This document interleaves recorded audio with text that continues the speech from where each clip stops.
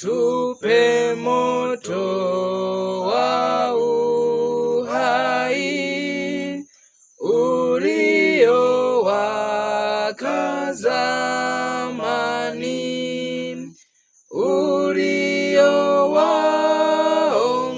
uliowaongoza juu wazee watakatifu.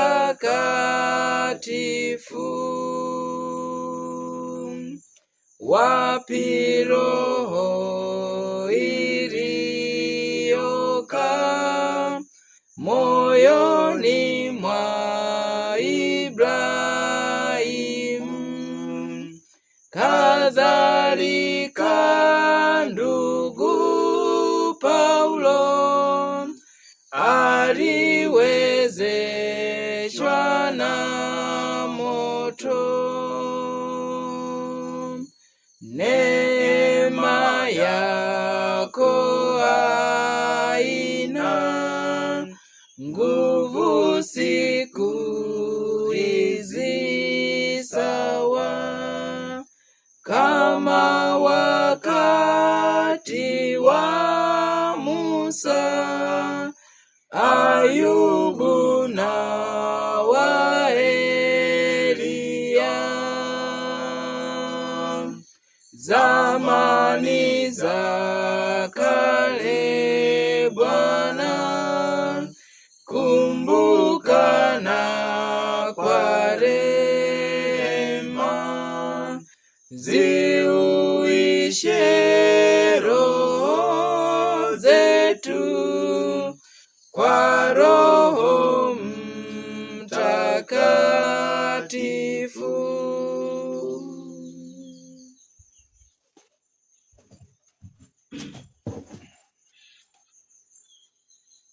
Baba yetu mwema, Baba mtakatifu, Baba uketie juu mbinguni, tunakutukuza na kulisifu jina lako. Asante kwa nafasi hii ambayo umetupatia, nafasi ya pekee ya kukaribia miguuni pako na kujifunza maneno yako. Ni tumaini letu kwamba utakuwa nasi, ni imani yetu kwamba utatuongoza, kutufunulia kila mmoja upendavyo.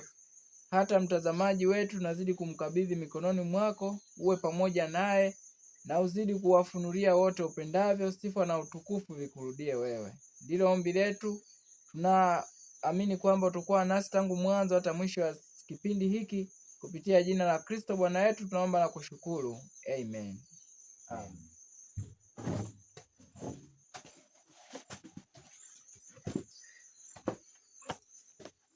Bwana ni mwema.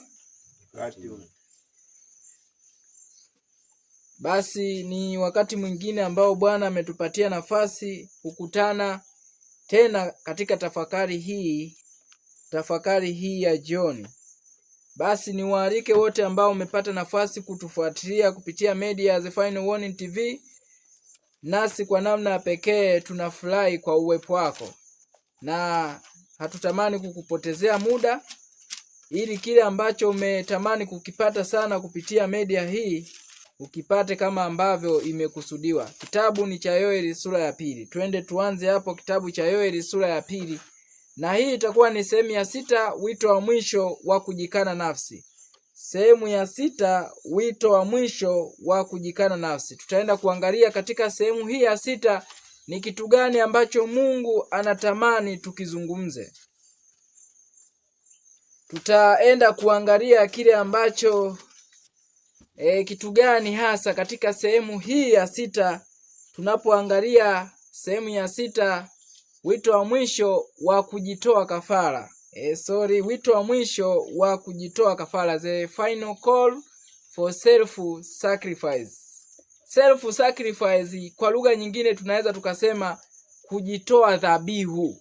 Kujitoa dhabihu ndiyo lugha hiyo ya self sacrifice ambayo tunaiona sana katika maisha ya Kristo. Hatutaenda sana hapo, tutaenda kujikita hasa katika kile ambacho natamani tukiangalie kwa muda huu. Na ninakusii uwe makini sana, kwa sababu nitajitahidi kwenda kidogo kwa spidi, lakini tutaenda vizuri. Yoeli sura ya 2 mstari wa 16. Sikiliza mjumbe wa Mungu anavyotuambia. kusanyeni watu, takaseni kusanyiko, kusanyeni wazee, kusanyeni watoto na hao wanyonyao maziwa. Bwana harusi na atoke chumbani mwake, na bibi harusi katika hema yake. Wanatoka wanaenda wapi? Sikiliza.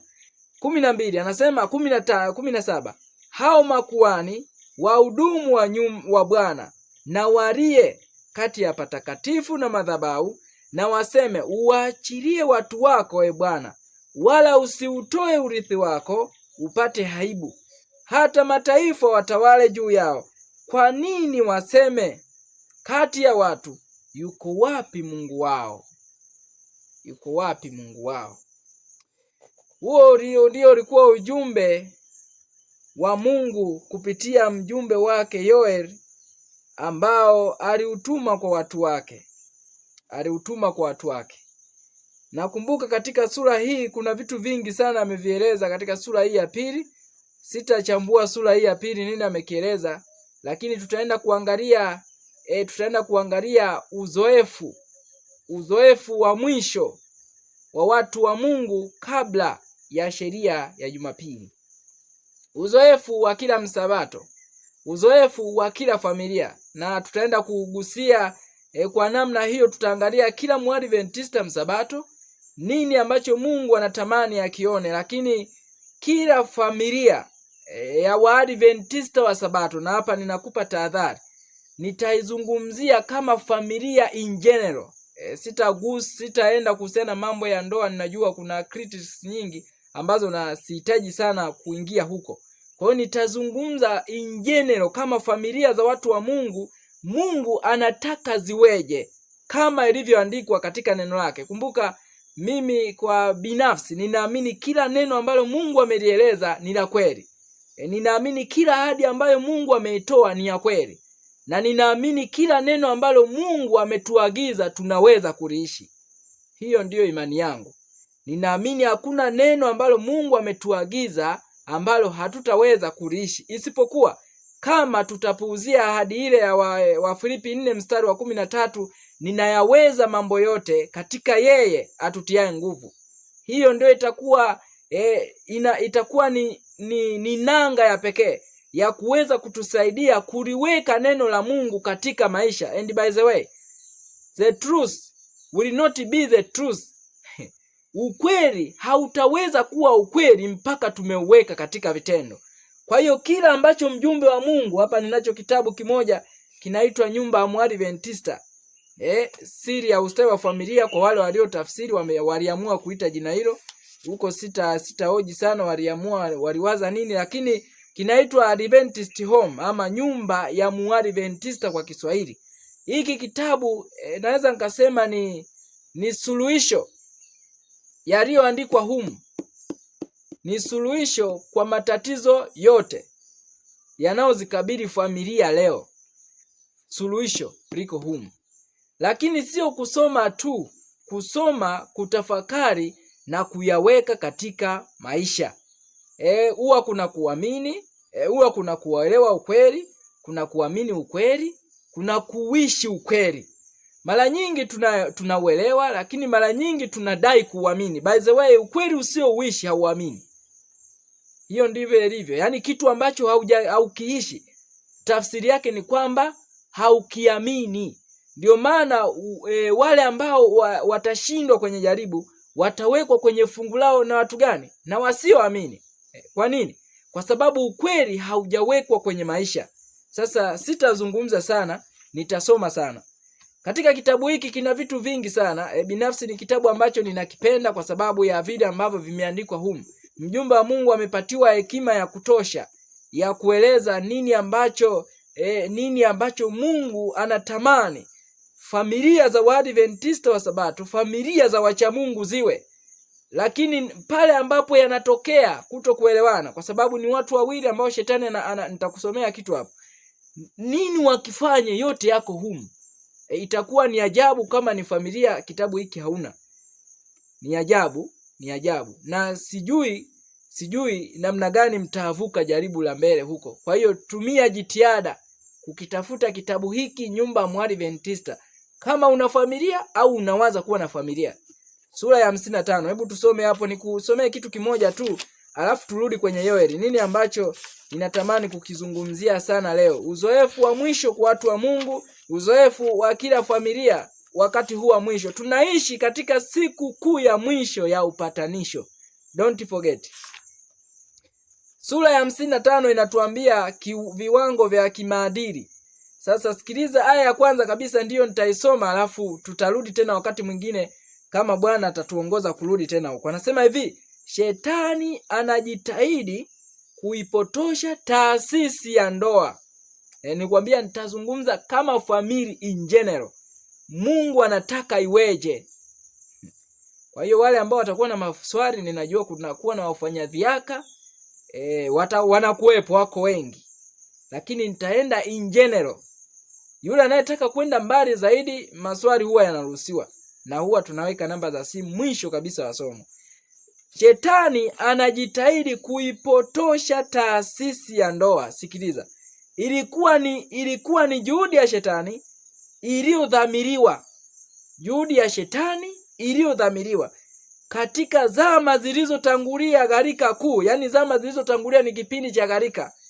Utakumbuka kipindi cha gharika, kitu cha kwanza ambacho Shetani alienda kukiharibu, tunaambiwa kwenye kitabu cha Mwanzo sura ya 6, wana wa Mungu wakawaona binti za wanadamu kuwa ni wazuri, wakaanza kuingia kwao, wakazaa watoto. Wana wa Mungu tukizungumzia watu waliodai kumwamini Mungu, lakini wakaenda kusoma katika kitabu cha Wazee na Manabii, natuambia wana wa Mungu walikuwa ni wa uzao wa Seti, lakini wana waliotaja wana wa wanadamu walikuwa ni uzao wa Kaini. Kaini ambaye alikuwa anakataa maelekezo ya Mungu. Kumbuka kulikuwa na makundi mawili. Kundi ambalo lilifuata maelekezo ya Adam na uzao wake Abili, Seti, Enoko na wengine ambao walitunza maelekezo. Lakini Kaini aliyekiuka maelekezo yote ya Mungu, alikuwa akiwakilishwa kizazi chake wana wa wanadamu. Kwa hiyo kulikuwepo na watoto waliodai kumwamini Mungu, wakaanza kuwaoa watoto wa wanadamu wa kiulimwengu, ambao tunaona hata leo inaendelea kutokea. Waadventista wa Sabato wa kweli wakiwaoa watu ambao hawaamini imani hiyo inaweza, au kuolewa na watu ambao hawaamini. Sikiliza, anasema hivi: ilikuwa ni juhudi ya Shetani iliyodhamiriwa kufanyaje? Kuipotosha taasisi ya ndoa, kuzoofisha wajibu wake, kupunguza utakatifu wake, kwa kuwa hakukuwa na njia nyingine ya hakika zaidi ambayo kwayo angeweza kuharibu sura ya Mungu ndani ya mwanadamu na kufungua mlango wa kuingia katika taabu na uovu. Anasema hakukuwa na njia nyingine kabisa isipokuwa njia ya familia. Njia ya familia. Kitabu cha Pambano Kuu, leo utajitahidi kusoma sana. Kitabu cha Pambano Kuu, nenda ukurasa wako wa 485 aya ya kwanza. Utasoma hapo. Tutakuja kurudi wakati mwingine kama Roho Bwana akiturudisha tena hapo. Sikiliza, anasema Shetani anajua vizuri vifaa ambavyo anapaswa kushughulika navyo katika moyo wa mwanadamu. Anajua, kwa maana amejifunza kwa nguvu za kishetani kwa maelfu ya miaka mambo yanayoshambuliwa kwa urahisi katika kila tabia, na kupitia vizazi vilivyofuatana ametenda kuwaunganisha wanaume wenye nguvu wakuu katika Israeli kwa majaribu yale ambayo yalifanikiwa sana kule Baal Peori. Kote katika zama zote kumetawanywa uharibifu mkubwa wa tabia ambao umekwama juu ya miamba ya tamaa ya kimwili. Anasema kote.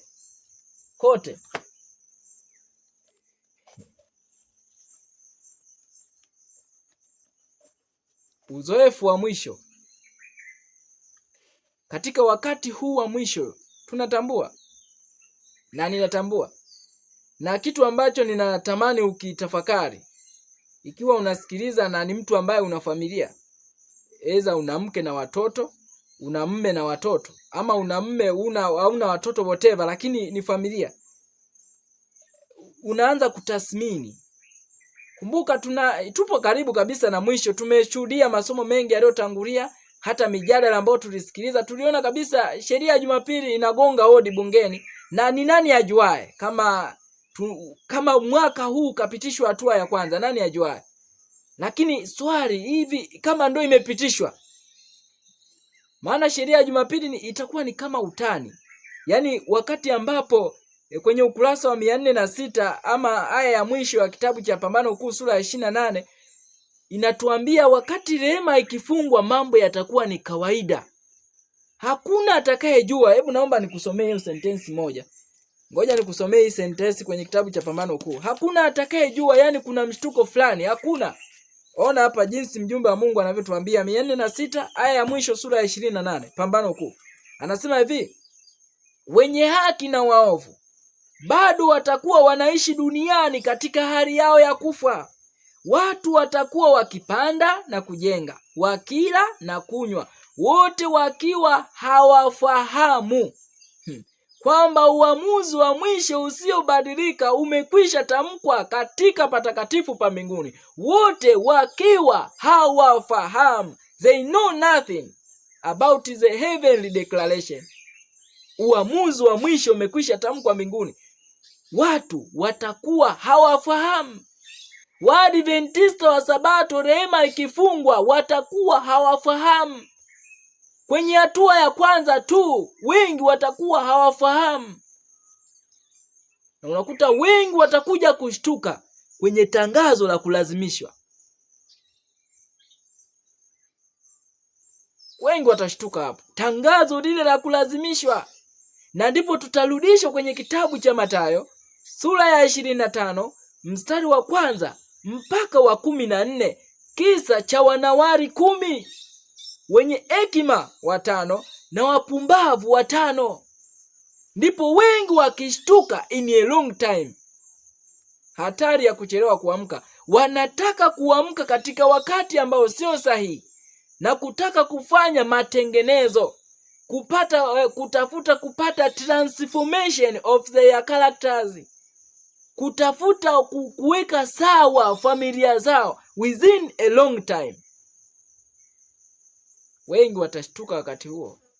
Nani ajuae? 2026 fezi ya kwanza ikapitishwa. Lakini nikianza kujitathmini mimi mwenyewe maisha yangu yapoje? Kama imeshapitishwa, hebu assume rehema ishafungwa tayari. Tupige mahesabu kwamba rehema ilishafungwa. Maana hili ndilo tishio tutaenda kuangalia tunapoenda kuangalia uzoefu wa mwisho wa Waadventista wa Sabato. Ni uzoefu gani? Hili ndilo tishio kubwa la rehema kufungwa. Hata kipindi cha wakati wa taabu, watu wa Mungu watalia na kuumia, sio kwa sababu ya kuogopa kifo, upanga, hapana. Hofu kubwa itakuwa, je, nimesamehewa sijasamehewa? Nimesamehewa sijasamehewa? Hiyo ndio itakuwa hofu kubwa sana. Ndivyo maana mjumbe wa Mungu anatuambia wajibu wa watu katika siku ya leo. Anasema kusanyeni watu. Hilo ni la kwanza kabisa. Kusanyeni watu, don't scatter them. Msiwatawanye watu, kusanyeni watu. Ni wakati wa kuwakusanya watu pamoja, kuwaleta watu katika umoja, katika upatanifu mmoja, lakini si kwa kutumia human instrumentalities. Sio kwa kutumia nguvu za kibinadamu. Kuwaunganisha watu pamoja, maana kuna wengine unavuta lakini hataki. Kwa kuongozwa na Roho wa Bwana. Tutaenda kuona nini ambacho kama unaishi siku inapita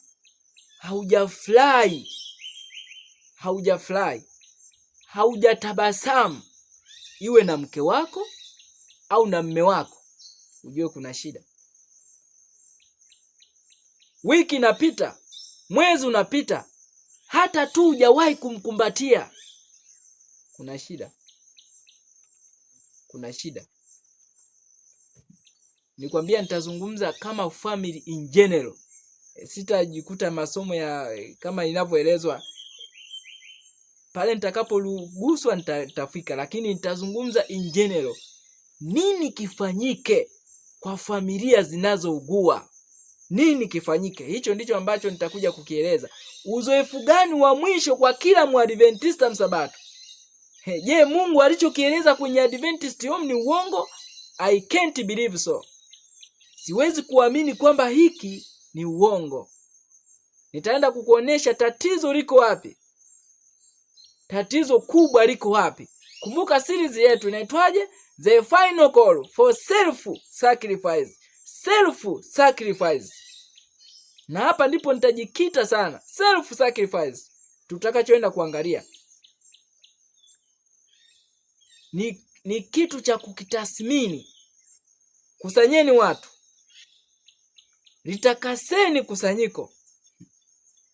Kusanyeni wazee, kusanyeni watoto na hao wanyonyao maziwa.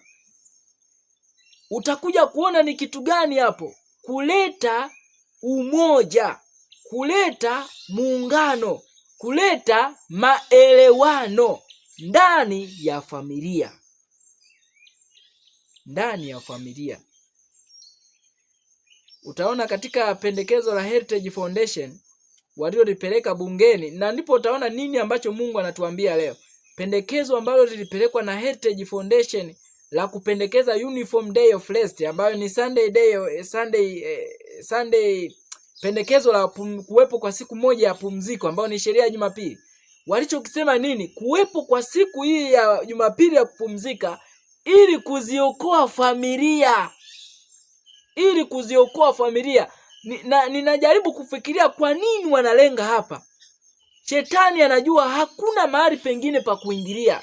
Yule mwanaharakati ambaye tuliangalia habari zake japo sio kwa kina, Charlie Kirk, mke wake katika mazishi alieleza nini? Alieleza kwamba baada ya mume wake kufa hawashuhudii machafuko, hawashuhudii vurugu, hawashuhudii fujo, badala yake wanashuhudia uamsho. Lakini uamsho ambao wanasema utawafanya watu kwenda kanisani kila Jumapili, lakini baadaye akazungumzia habari ya kuwepo kwa revival and reformation within the families, kuwepo kwa uamsho na matengenezo ndani ya familia, akianza kuambia wanaume kwamba your wife is not your servant, your wife is not your employee, your wife is not a slave. Yani akizungumza kwa maneno ambayo ukasema it is a good thing. Vitu vingi sana alivizungumza. Alivizungumza vitu vingi sana. Somo ambao tulishaliangalia. Kwa nini mambo haya wanayaconnect na familia? Kwa nini? Lakini ujumbe utakao waandaa watu kuja kwa Yesu mara ya pili, tunaambiwa utarejeza mioyo ya watoto kwa wazazi, wazazi kwa watoto. Revival and reformation within families. Uzoefu wa mwisho wa kila Mwadventista msabato, lakini uzoefu wa familia za wachamungu leo zinapaswa ziweje katika wakati huu ambao shetani amedhamiria. Shetani amedhamiria. Hebu tuende katika kitabu hiki cha Pambano Kuu, kurasa wa 421. Shetani amedhamiria isiwepo familia itakayoenda mbinguni. Hilo ndio alichodhamiria. Amedhamiria kabisa kwamba familia isiende mbinguni, lakini Mungu alichokiahidi kwenye neno lake sio muongo. Ninaamini sio muongo. Tatizo sio Mungu, tatizo ni sisi. Tatizo ni mimi. Usiseme ni mwingine. A problem is me. Mimi ndio tatizo. One self sacrifice. Twende pamoja. 421 aya 3. Tuanze aya ya 2. Katika sehemu hii mjumbe wa Mungu anatueleza shetani anatumia mbinu za kuangusha watu. Tumesoma kwenye Adventist Home. Sasa sikiliza. Anasema kuna hatari tusipozijua mbinu hizo. Wakati watu wakiwa mbumbumbu wa mbinu na hila zake, adui huyu mwangalifu anakuwa katika mapito yao kila dakika. Anaingia na kupenyeza uwepo wake katika kila shughuli za nyumbani. Anaingia na kupenyeza uwepo wake katika kila shughuli za nyumbani, kwa sababu anajua hapa ndipo kuna shughuli nyingi za kuwapoteza watu. Anaingia jikoni. Ndio yeye anayeanza kukushawishi, hebu mimi na mafuta yatoshe, ongeza. Unajaza mafuta kibao jikoni. Anaingiza na kupenyeza uwepo wake katika kila shughuli za nyumbani. Kila shughuli za nyumbani. Yeye ndio master chef, anaingia jikoni. Ndio yeye anakuwa anakushawishi, kaanga hiyo, kaanga. Sikiliza. Kwenye kitabu cha Child Guidance sura ya 62, sura inasema eating to live. Inasema ni chakula tunachokula ndicho kinachoingia na kugeuzwa kuwa damu. Katika kipengele kile kinasema built by the food we eat. Tunajengwa kulingana na chakula tunachokula. Kwa hiyo wakati unapopika jikoni, lazima nijue nani ambaye ninashirikiana naye hapa, Kristo au shetani. Twende pamoja huko. Anasema anaingiza na kupenyeza uwepo wake katika kila shughuli za nyumbani, katika kila mtaa wa miji yetu, katika makanisa, katika mabunge, katika mahakama, akitatanisha, moja, akidanganya, akishawishi, akiangamiza roho na miili ya wanaume na wanawake na watoto kila mahali, akibomoa na kuvunja familia. Akibomoa na kuvunja familia. Hilo ni lengo lake kabisa ambalo amelipanga kulifanya. Kwa sababu tunaposoma kwenye Adventist Home, kitabu cha nyumba mwa Adventista, sura ya 17, anasema ilikuwa ni mpango wa Mungu. Katika sura inayosema mutual obligation, ilikuwa ni mpango wa Mungu kwamba familia ziwe kama vile alivyotaka ziwe mbingu ndogo katika dunia hii.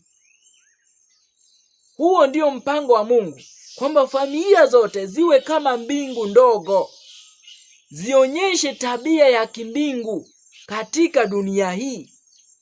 Nakumbuka tunapoeleza hayo, tunarejea katika ujumbe ambao Mungu anataka uwe mwisho as a testimony, kama alivyoeleza kwenye Mathayo sura ya 24 mstari wa 14, kwamba habari njema ya ufalme itahubiriwa ulimwenguni kote kuwa ushuhuda. A testimony. Nini kitakachofanya ujumbe tunaohubiri uwe testimony?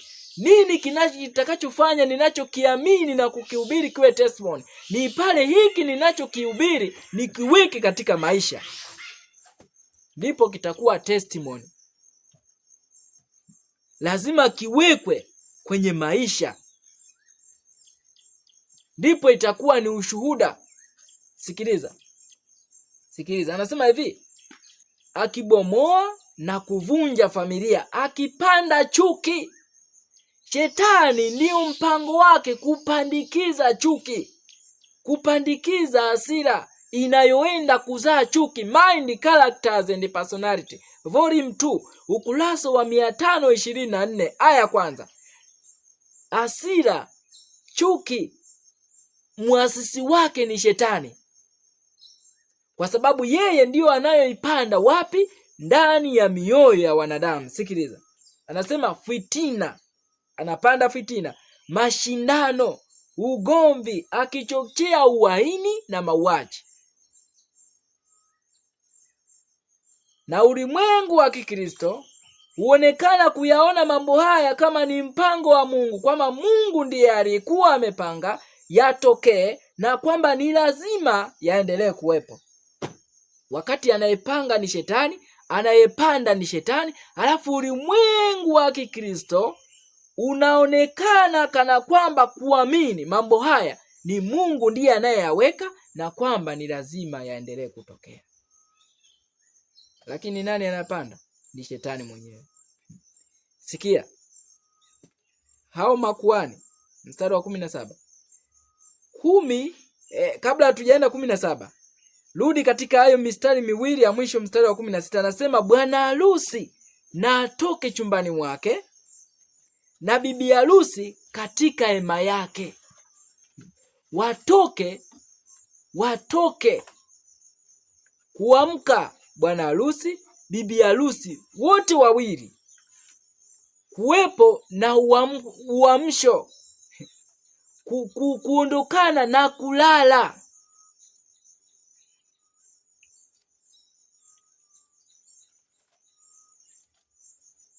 Alafu 17 anakuja kutuambia hao makuhani wahudumu wa Bwana na walie kati ya patakatifu na madhabahu, na waseme, uwaachilie watu wako e Bwana, wala usiutoe urithi wako upate aibu, hata mataifa watawale juu yao.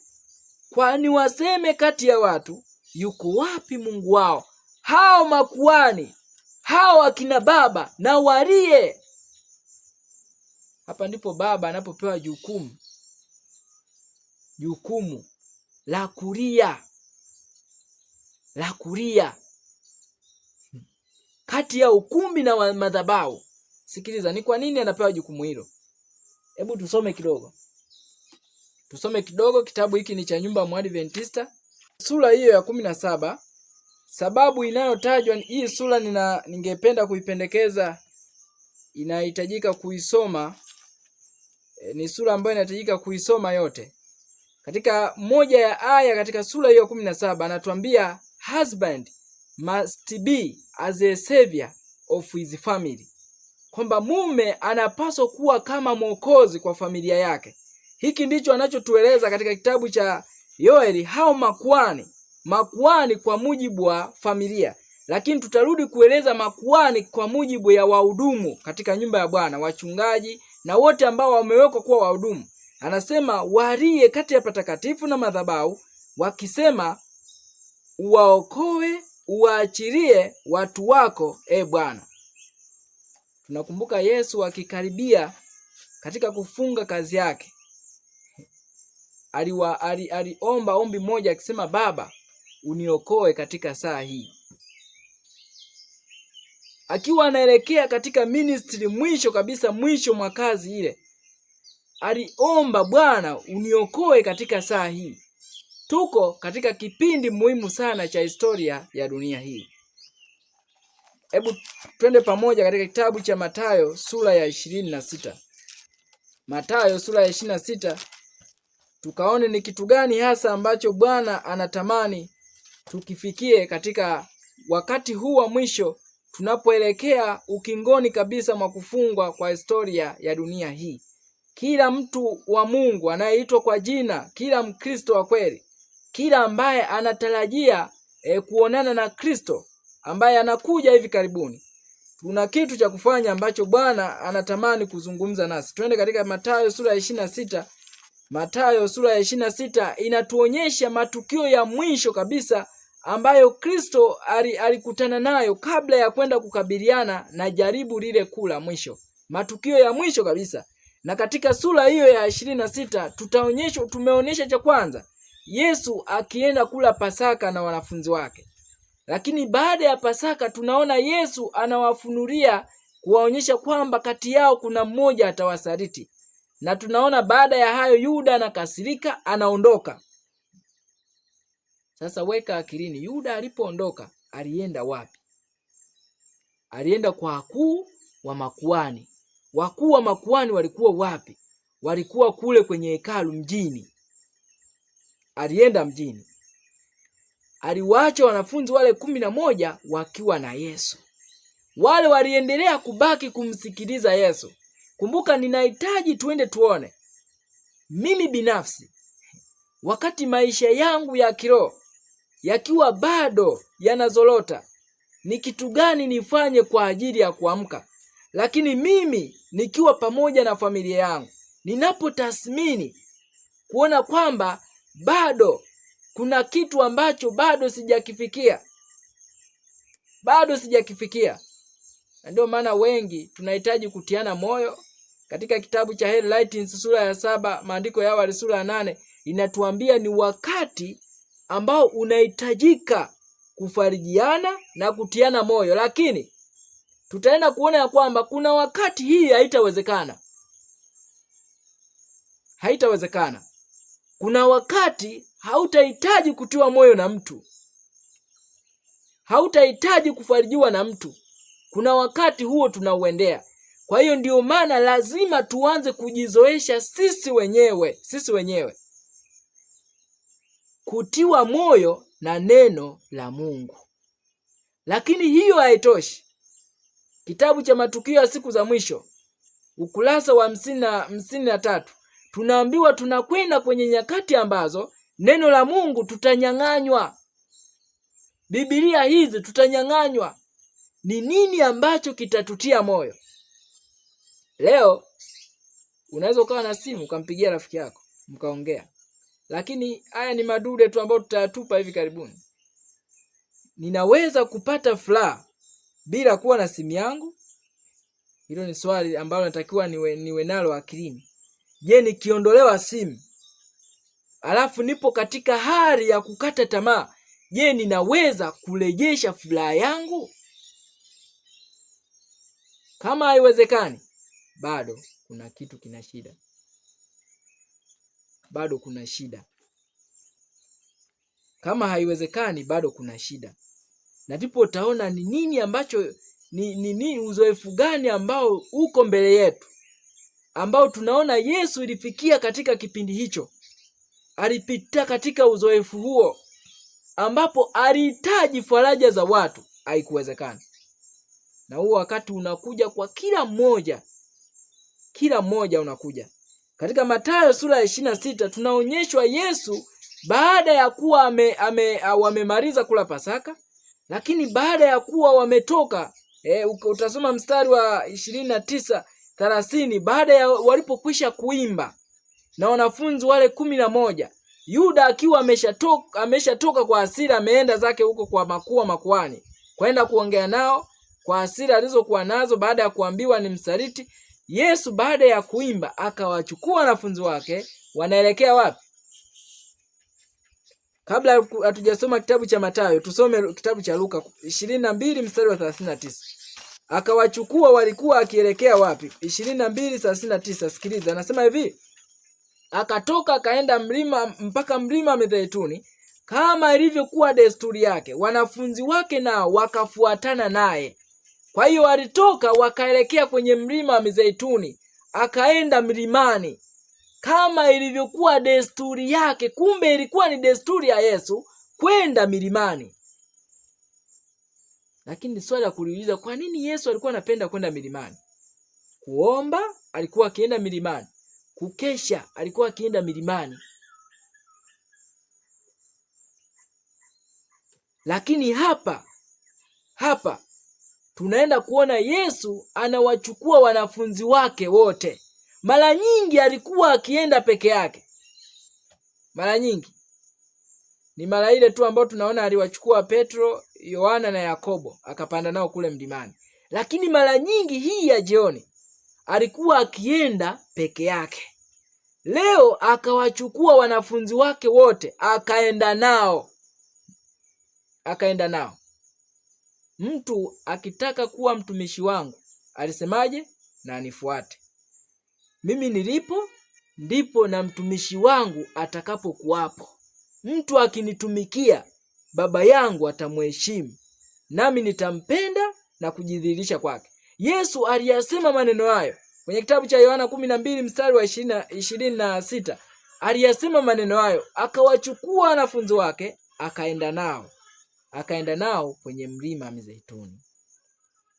Baada ya kwenda nao, sikiliza, Mathayo anatuambia kitu hapa katika kitabu cha Mathayo 26 mstari wa 36. Anasema, kisha Yesu akaenda pamoja nao mpaka bustani iitwayo Gethsemane. Akawaambia wanafunzi wake, ketini hapa hata niende kule nikaombe. Akawaambia, kaeni hapa niende nikaombe. Sasa tutaenda kuona makundi haya mawili ndani ya bustani ya Gethsemane. Makundi mawili. Na tutaenda kuona ni kundi gani ambalo sisi lazima tuwe katika saa hii ya mwisho. Sheria ya Jumapili haiko mbali.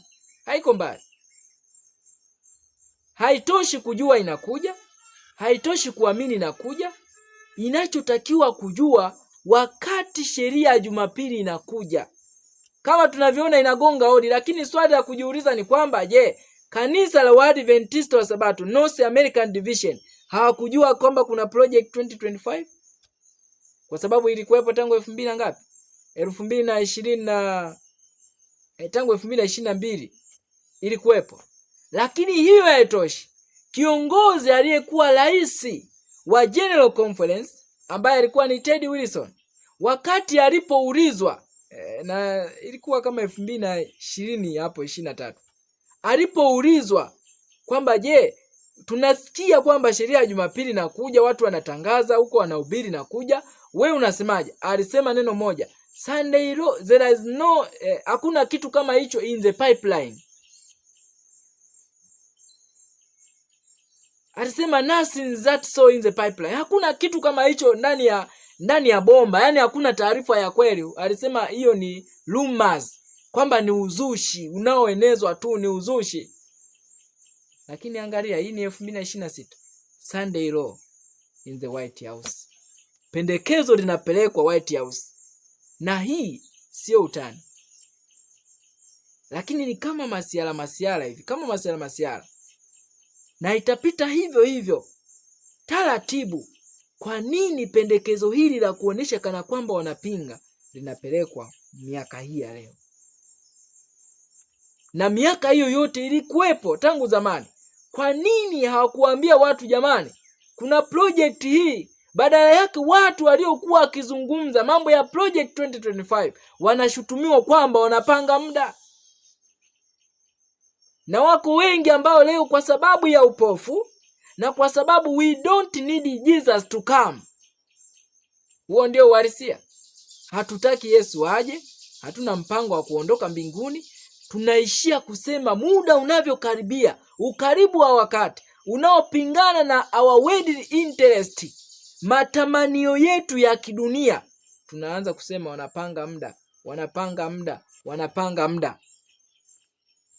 Lakini hii sio kupanga muda.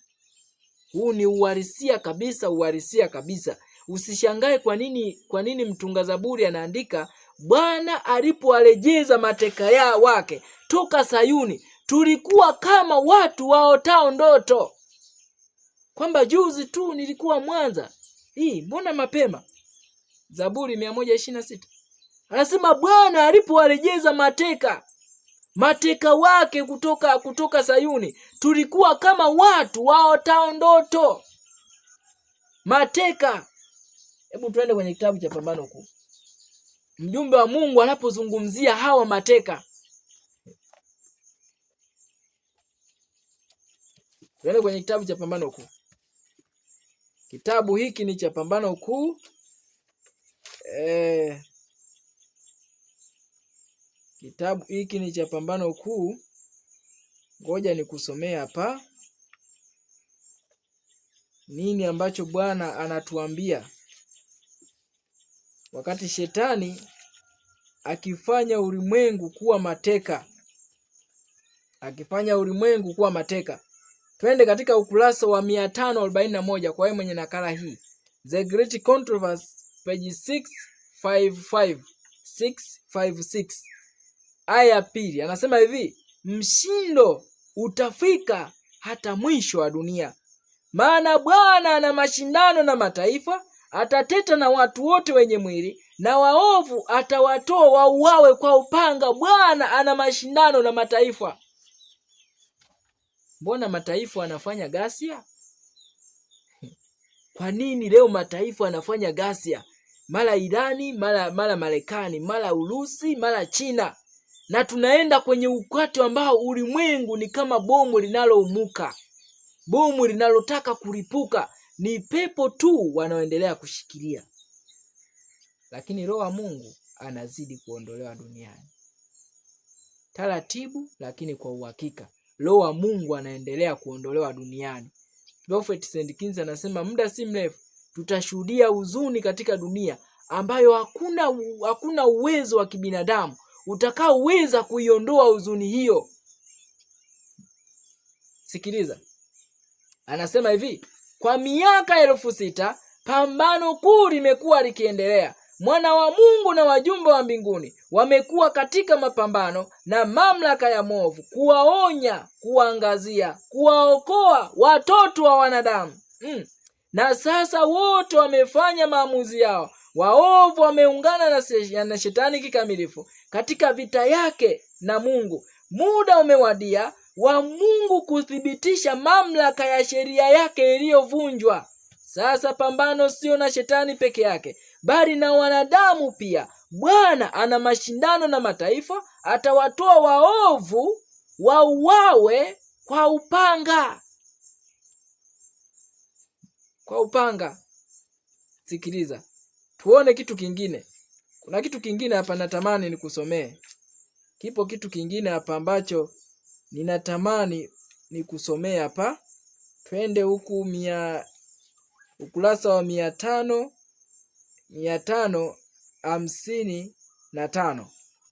555 The Great Controversy, page 672 673. Anasema hivi, aya ya pili, kazi ya uharibifu na maangamizi ya shetani imekwisha. Yaani hapa unaona kama ripoti fulani inatolewa. Kuna kitu fulani nakitafuta hapa. Anasema kama ripoti fulani inatolewa, kazi ya uangamivu, kazi ya uharibifu wa shetani imekwisha. Kwa muda wa miaka 6,000 alikuwa amefunua mapenzi yake, huyo ni shetani, akijaza dunia kwa ole na kusababisha huzuni katika ulimwengu wote. Viumbe vyote vimegugumia na kupiga kite na vimetaabika pamoja na maumivu na uchungu. Sasa viumbe vya Mungu vimeokolewa milele kutoka mbele yake na katika majaribu yake kwa miaka 6,000. Na sauti za sifa na ushindi huvuma kutoka katika ulimwengu wote wa waaminifu. Sauti ya makutano mengi kama sauti ya maji mengi, na kama sauti ya radi yenye nguvu inasikika ikisema, haleluya, kwa kuwa Bwana Mungu wetu Mwenyezi anamiliki. Kwa hiyo utaona katika aya hizo ambazo tumezisoma inatuonyesha kazi ambayo inaenda kuisha. Shetani akiwafanya ulimwengu kama mateka, lakini Bwana anakuja kuwaokoa. Kile ambacho nitamani tukione hapa, Zaburi anatuambia Bwana alipowarejeza mateka wake toka Sayuni, tulikuwa kama watu waotao ndoto. Kwa nini? Hakuna mtu ataona utaona kana kwamba ni vitu ambavyo ni utani, ila ni uhalisia. Hatuna muda. Hatari ya wakati huu ni moja tu.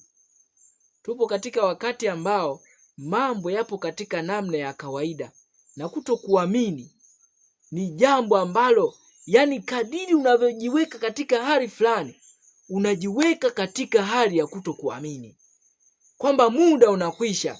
Lakini kutokuamini unajiweka katika hali ya kupinga ukweli.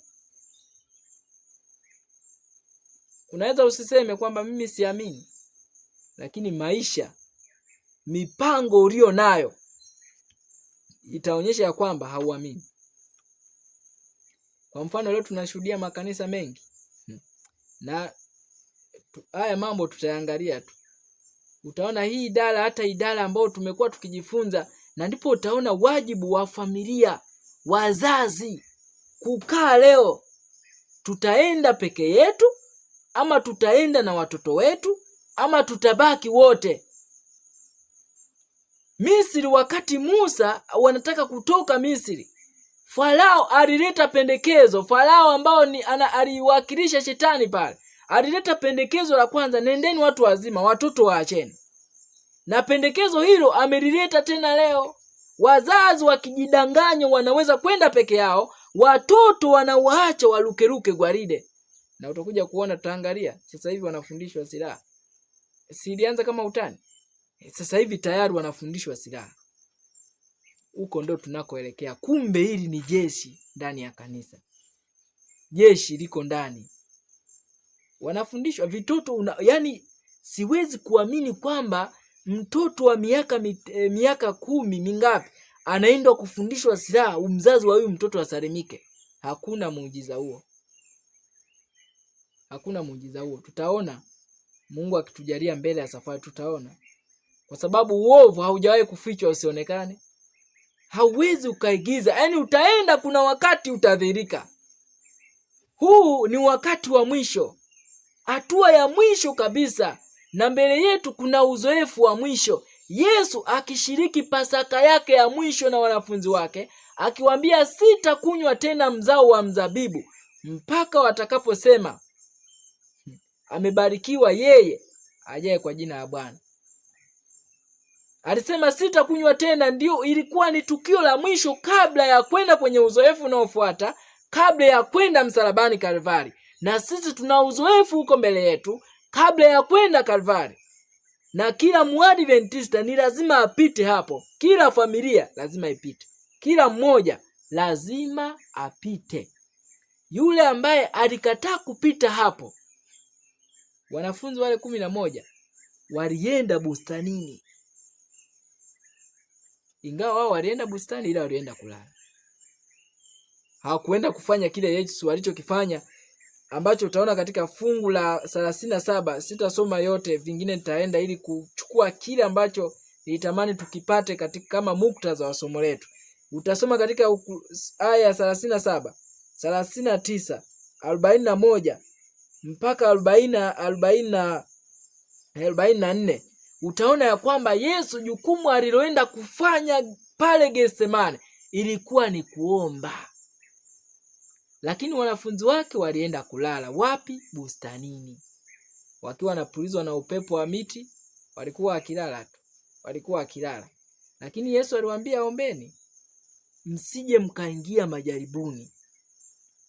Uzoefu wa Yesu pale Getsemane ndio uliomsaidia kwenda kustahimili mapambano mbele ya Kayafa, mbele ya Herode, mbele ya Pilato.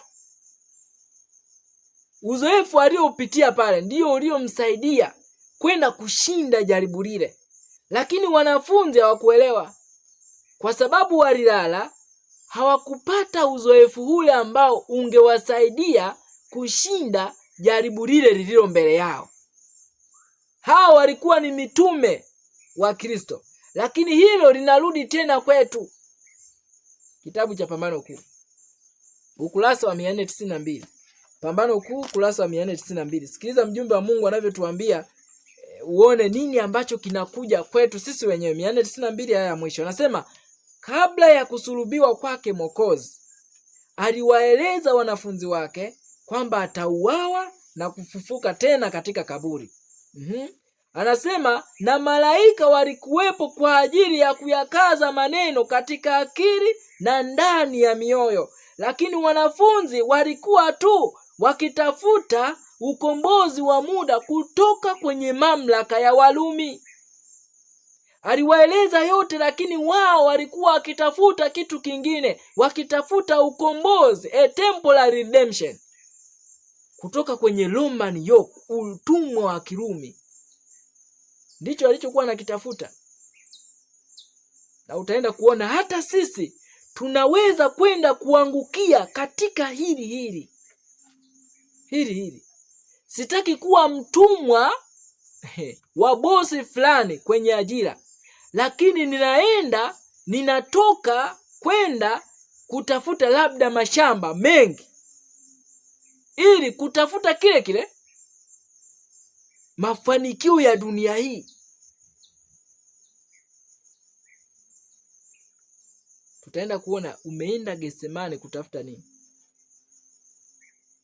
Nini kilichokupeleka Getsemane? Nini? Yesu alienda Getsemane kutafuta nguvu. Lakini nitakuwekea vizuri kabisa. Naelewa tunatakiwa kuwa na balanced preparation. Maandalizi yenye uwiano, balanced preparation. Lazima tuwe nayo. Lakini lazima nijiulize swali, nimekuja Getsemane kutafuta nini? Sikiliza. Anasema kwa hiyo hawakuweza kustahimili wazo kwamba yeye aliyekuwa kiini cha matumaini yao yote angeweza kukabiliwa na kifo cha aibu. Kwa sababu leo tunaogopa utumwa wa Kirumi, mifumo ya Kirumi ya kuwafanya watu kuwa watumwa. Elimu, afya, ajira, nini vingine na vingine vyote. Kwa hiyo mtu anaweza akajitoa kwenye utumwa wa Kirumi wa ajira, lakini akaendeleza kile kile kwa miradi, kuweka miradi mingi ya kidunia hii. Wanafunzi walikuwa wakitafuta ukombozi tu wa muda kutoka katika utumwa wa Kirumi.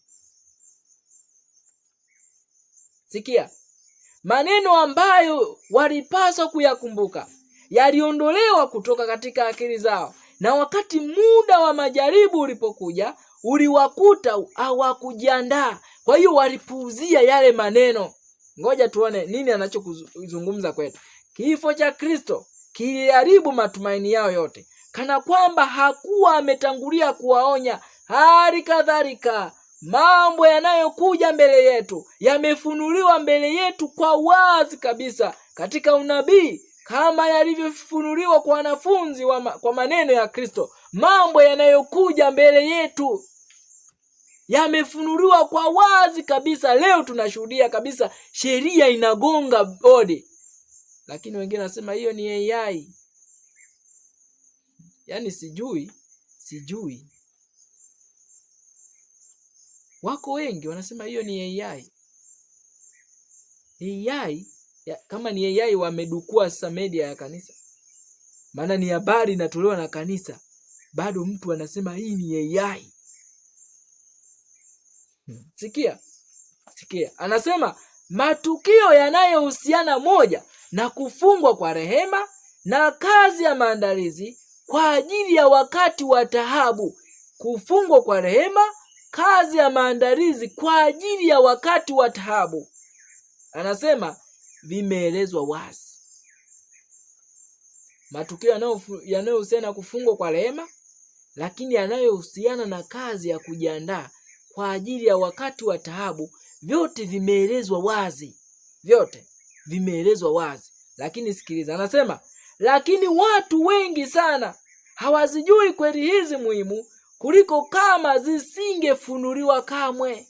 Shetani anavizia kudaka kila wazo ambalo lingeweza kuwafanya wenye busara kwa ajili ya kuokolewa, na hivyo wakati wa taabu utawakuta hawako tayari. Hao kina nani? Ni kina sisi. Matukio yote yanayohusiana na kufungwa kwa mlango wa rehema yamefunuliwa wazi. Matukio yanayohusiana na kufungwa na kazi ya maandalizi vimeelezwa wazi. Na maandalizi haya, moja, tunazungumzia maandalizi ya mtu binafsi, individual preparation. Na utakuja kuona hili ndilo suluhisho hasa. Yesu hakusubiri asema mbona kina Petro wengi tu wanalala, bora na mimi nilale. Lakini kina Petro na wanafunzi walikuwa wanalala tu. Lakini Yesu alikuwa amekesha usiku mzima katika maombi. Kina Petro wamelala usiku mzima. Lakini kitu cha ajabu kwetu sisi, wanafunzi walipata neema. Niseme hivyo kwa sababu gani? Walikuwa na second chance. Wao walikuwa na second chance, lakini sisi we don't have second chance. Hatuna nafasi ya pili. Kwa hiyo tukiipoteza hii tuliopewa, bye bye. Sikiliza, nikupatie kielelezo hiki. Twende kwenye kitabu cha Esther. Wafalme na Manabii inatuambia uzoefu wa kipindi cha Esther. Tusoma Signs of the Times November 8, 1899, paragraph ya 9. Inatuambia kwamba uzoefu wa kipindi cha Esther unahusiana na uzoefu wa kipindi chetu. Twende tuone kwa Esther kulikuwa na kitu gani. Twende tukaone kwa Esther kulikuwa na kitu gani ambacho kinahusiana na wakati wetu. Esther sura ile ya pili. Esta sura ya pili mstari wa 13. Sikiliza. Anasema hivi. Unaweza ukaanza 12, lakini kitu ninachokitaka hebu tuanze tu 12. Anasema basi ilipowadia zamu yake, mwanamwali mmoja wapo aingie kwa mfalme Ahasuero, hali akiisha kufanyiwa sawasawa na sheria za wanawake miezi 12, yani ndivyo zilivyotimia siku zao za kitu gani?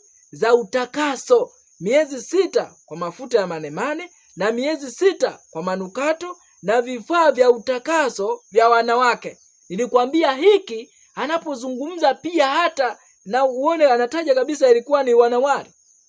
Inakuja kuzungumza katika wakati huu ambapo wanawali wale ambao wamewakilishwa na wanawali 10 wanatakaswa kuandaliwa kwenda katika harusi.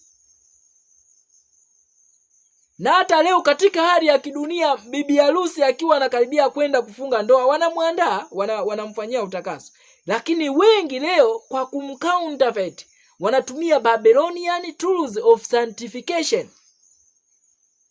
Na kimsingi ule sio utakaso, ni uchafu. Kwa hiyo ndio naona binti wanampaka hapo madude yanakuwa kama likinyago fulani. Anapakwa wanja, anapakwa nini, mpaka sura inaharibiwa kabisa. Kichwani wameharibu, usoni wameharibu, macho wameharibu, mdomo wameharibu, kucha wameharibu. Yaani wanatengeneza kitu fulani sijui ni kitu gani. Hizo nazo wanaziita vifaa vya utakaso. Sasa shetani leo naye anatumia vifaa vile vile kama inavyofanywa kwa wanawake wanavyoandaa kwenda kufungiwa ndoa. Anatumia kitu gani? Uongo. Na mtume Paulo anatueleza vizuri kitabu cha Timotheo wa kwanza 4, anasema wakati wa mwisho wengi watajitenga na imani, wengi watajitenga na ukweli, wakisikiliza roho zidanganyazo na mafundisho ya mashetani. Haya ni kama tools au false tools of sanctification, ni vifaa vya uongo vya utakaso. Yesu alisema uwatakase kwa kitu gani? Ile kweli. Neno lako ndio kweli. Wanawali walikuwa wakiandaliwa miezi 6 kwa mafuta. Uwezo wa Roho Mtakatifu ukizidi kumwagwa ndani yao, kuwapatia nguvu ya kuovercome, kupata ushindi, kila dhambi iondolewe katika maisha yao. Baada ya kukamilika na wanajiamini kwamba tayari tumeshalembwa, tumeshaandaliwa, tumeshatakaswa. We are ready to see the king. Wanaingia kwa mfalme. Sasa angalia 13. Mwanamwali huingia hivyo kwa mfalme, kila kitakacho upewa kwenda nacho kutoka katika nyumba ya wanawake ili kuingia katika nyumba ya mfalme. Utaona ni nyumba ya wanawake, nyumba ya wanawali waliowekwa pale kwa ajili ya kutakaswa. Lakini kitu cha kunoti maalum, kulikuwa na specific time, limited time of sanctification for 6,000 years. Kulikuwa na muda maalum wa utakaso. Kulikuwa na muda maalum. Muda haukuzidi. Kwamba kuna binti hapa kila tukimlemba akai. Yaani muda ulipoisha uliisha. Iwe amekaa vizuri, amekubali kulembeka ama hajalembeka, ametakasika au hajatakasika, aliambiwa aende. Specific time. 14 anatuambia hivi, uenda jioni na asubuhi urudi nyumba ya pili ya wanawake, mikononi mwa Shasgave, msimamizi wake mfalme, mwenye kuwalinda masuria, wala haingii tena kwa mfalme isipokuwa amepata kibali, isipokuwa imempendeza mfalme, naye akaitwa kwa jina. Yaani alikuwa akiingia mara ya kwanza, asipompendeza mfalme, akaitwa kwa jina lake, haingii tena. No second chance. Tuna nafasi moja tu as a golden chance. Moja tu. Umepewa jiwe moja tu. Jiwe moja tu la kumpigia adui. Ili tukishindwa utalia, lakini ndio chance ni moja tu. Tunaambiwa kwenye kitabu cha Waebrania 12 mstari wa 16 17, Esau kwa sababu ya anasema na, hebu tusome hapa. Tusome kitabu cha Waebrania. Waebrania sura ya 12. Waebrania sura ya 12. 12 kitabu cha Waebrania mstari wa 16 anasema, asiwepo mwasherati wala asiyemcha Mungu kama Esau, aliyeuza urithi wake wa mzaliwa wa kwanza kwa ajili ya vyakula vingapi? Kwa ajili ya vyakula vingapi? Kimoja tu. Maana mwajua ya kuwa hata alipotaka baadaye kuirithi baraka, alikataliwa, maana hakuona nafasi ya kutubu, ijapokuwa aliitafuta sana kwa machozi. Hakupata tena ile baraka, pamoja na kwamba alilia, give me second chance. No, hakuna second chance. Lakini alipotafuta ni chakula kimoja tu, na ilikuwa ni dengu. Sijui alipikiwa dengu kwa namna gani. Ilikuwa ni dengu kama bagia, ama dengu ilikuwa alipikiwa kwa namna gani, lakini ilikuwa ni chakula kimoja tu. Sisi tuna uzoefu mmoja, kwa hiyo hatuwezi kwenda katika nafasi ile ya wanafunzi pale Getsemani. Nimeenda Getsemani kutafuta nini? Kila Mkristo lazima apite Getsemani, kila mfuasi wa Kristo, lakini kila familia lazima ipite pale Getsemani. Adventist Home, ukurasa wa 141 Kiingereza, inaonyesha jukumu la familia la kutoka kuenda katika maeneo anayotaja ni retired place, solitary places, maeneo yenye utulivu, mashambani. In fact, ni Getsemani inayofunua habari ya kuishi mashambani. Uzoefu wa Adventista wa Sabato. Yuda badala ya kuambatana na ndugu zake alibaki mjini. Alienda mjini, lakini alipoenda alijiandaa kuwa nani? Kuwa msaliti. Kuwa msaliti. No victory over sin without Gethsemane experience. Hakuna ushindi dhidi ya dhambi yoyote pasipo uzoefu wa Getsemane. Na Getsemane hatuendi. Wanafunzi, sikiliza na kuwekea vizuri kabisa, wanafunzi walitafuta ukombozi wa muda wa kitambo kutoka katika utumwa wa nini? Wa kongwa la Kirumi la kuwalipisha kodi na nini. Ndio maana walitamani Yesu awe mfalme, awapige wote, alafu wao wawe viongozi. Na in fact akili zilizokuwa akilini mwao walitaka kulipa kisasi. Na ndio maana unaona Petro kwa chuki aliyo nao kwa Warumi alitaka kuchinja askari. Yaani alizihirisha chuki aliyo nayo dhidi ya Warumi. Amekumbuka, amesahau hubiri lile ambalo Yesu aliwahubiri mlimani kwenye Mathayo sura ya 5, wapendeni adui zenu, waombeni wanaowauzi. Lakini Petro bado alibeba ile chuki. Alikuwa na bifu, pamoja na kwamba alikuwa na Yesu, ila hakuwa naye kiroho. Walikuwa naye wanafunzi wote walikuwa na Yesu kimwili, hawakuwa naye kiroho.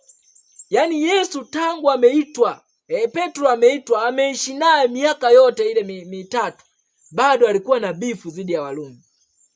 Aliona hapa na chinja mmoja, alikata sikio. Hasira na chuki aliyo nayo. Yesu alitaka vile vyote viishe. Na ndipo akawapitisha katika uzoefu wote, wapitie katika uzoefu fulani. Na sisi lazima tufikie hatua kabisa. Ulimwengu tunajua kabisa mifumo. Testimony for the Churches volume ya 5 ukurasa 136 aya 3 inatuambia the word is against us. The popular churches are against us.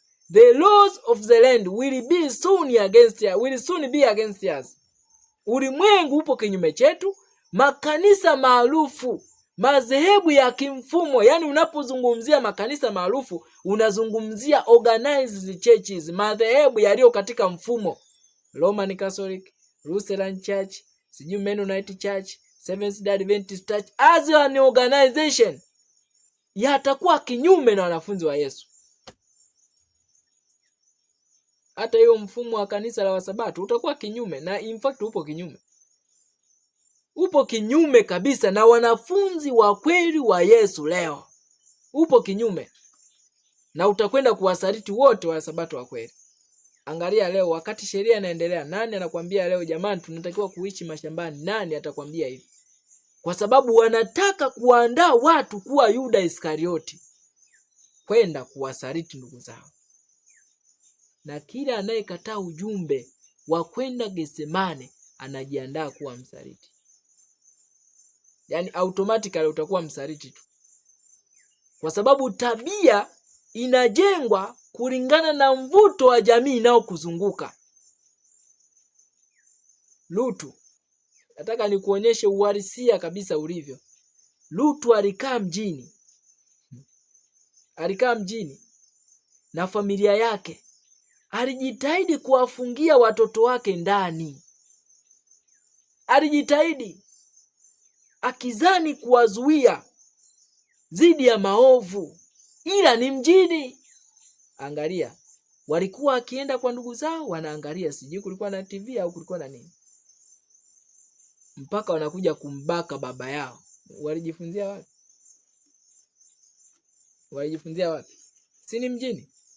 Lakini Lutu alijua binti zangu wako hapa ndani, awafanye uzinzi, lakini kumbe kila siku wanazini akilini. Walipokwenda kule pangoni, hakuna anayewaona isipokuwa malaika tu na roho wa Mungu na Mungu peke yake. Wakambaka baba yao na kumlewesha pombe huko mapangoni. Na ndio wamezaa makabila maovu wa Amoni na watu gani? Na wa Moabu, waliokuwa vichomi kwa watu wa Mungu. Lakini ni zao la Lutu kwa kuchagua pasipo hekima kuweka makazi yake kwenye mvuto muovu. Lakini mbele yetu lazima tupitie uzoefu huo wa Getsemane. Tabia inajengwa kulingana na mvuto wa jamii inayokuzunguka. Ndio maana Mungu anapowatoa watu wake kwenda Getsemane, Ministry of Healing sura ya 3 inayotuambia with nature, with God, mvuto utakao wazunguka watu hawa, atatazama milima, atatazama miti, atatazama mimea anayoipanda. Mtoto anajengewa asili ndani ya akili yake. Getsemane experience. Familia lazima zipite hapo Getsemane.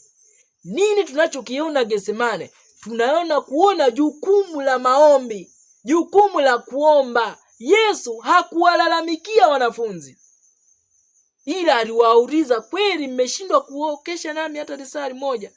Hakuanza kuambia nyinyi majinga mnalala, yani kwa nini mnalala hivi saa ya mwisho hivi, nyinyi mnalala kabisa, mna mpango wa kuokolewa kweli? Hakuanza kuwalaumu, aliwasii na kuwaonyesha jukumu la kuomba. Ministry of Healing. Ngoja tusome hapa. Hichi ni kitabu cha Ministry of Healing. The final call for self-sacrifice. Ministry of Healing. Ministry of Healing. Tuanze kusoma katika ukurasa wa 504. 504. Yes. Sikiliza. 504 aya ya pili. Ministry of Healing ni sura ya mwisho ambayo inasema uzoefu wa juu. High experience, uzoefu wa juu. Huo ndio uzoefu unaotakiwa kuwa nao, uzoefu wa kiwango cha juu kabisa. Anasema Kristo aliona daima mbele zake matokeo ya utume wake. Maisha yake ya duniani yaliyojaa taabu na kujitoa nafsi kikamilifu, yalishangiliwa na wazo kwamba yeye hangetoka bure kwa kupitia taabu hii yote, kwa kutoa maisha yake kwa ajili ya maisha ya wanadamu. Yeye angerejesha kwenye ubinadamu sura ya Mungu. Yeye angetuinua kutoka mavumbini. Yeye angetuumba upya tabia. Angetuumba upya tabia inayolingana na kielelezo cha tabia yake mwenyewe na kuifanya kuwa nzuri kwa utukufu wake mwenyewe. Hicho ndicho Yesu alikiona kama matokeo mbele zake ya utume aliokuja kufanya. Kitu gani? Kututengeneza. Naomba nirudie maneno haya. Anasema angetuinua kutoka mavumbini, angetuumba upya tabia inayolingana na kielelezo cha tabia yake mwenyewe. Hakuna kazi nyingine kubwa zaidi ya hiyo. Getsemane ndipo tutakapoenda kutengenezewa tabia inayolingana na tabia ya Kristo. Without Getsemane experience, no character building. Pasipo uzoefu wa Getsemane, hakuna kujenga tabia inayolingana na tabia ya Yesu. Haiwezekani. Kwa sababu Yesu, ni jambo la kutafakari kwa nini Yesu alikuwa anapenda kwenda kuomba kwenye mlima wa Mizeituni. Kwa nini? Kwa sababu alijua there is power in nature. Ndio maana mjumbe wa Mungu hata kwa habari ya watu wanaougua anasema kuna watu wengi wangepona kama wangetoka katika miji iliyolundikana na kwenda kukaa mahali ambapo kuna utulivu, kuna mwanga wa jua safi, kuna hewa safi. Wakikaa hapo katika mazingira hayo, anasema wengi wangepona katika mazingira kama hayo. Ministry of Healing. Ukurasa wa 511 aya ya pili. Getsemane, nimewaambia tunaenda kuonyeshwa jukumu la kuomba. Kuomba kwa bidii. Na nini ambacho Yesu utasoma kwenye sura 45, hatutaisoma sura ya 45 ya kitabu cha Tumaini la Vizazi Vyote. Anasema Yesu aliona mbele yake mateso yote, msalaba ule wa Kalvari, vyote aliviona. Na sisi tumeambiwa mambo yanayokuja mbele yetu yamefunuliwa wazi. Tunajua kabisa Wasabato magereza yanasubiri, mateso yanasubiri. Hakuna namna, labda uache kuwa Msabato au Mungu mwenyewe aruhusu ulale kabla ya wakati huo. Lakini kama tutaendelea kusimamia imani hii tulio nayo, na kwa wakati huu tunavyozidi kusonga mbele, hayo yote yanatusubiri. Hayo yote tunajua. Baada ya kuona hayo na uzito ambao akila anachoenda kukibeba, aliona ni lazima atafute nguvu ya kwenda kukabiliana nayo, sio kuyakimbia. Child Guidance, ukurasa wa 180. Ukurasa wa 180. Anasema the true way of dealing with the trial is not by seeking to escape but by transforming it.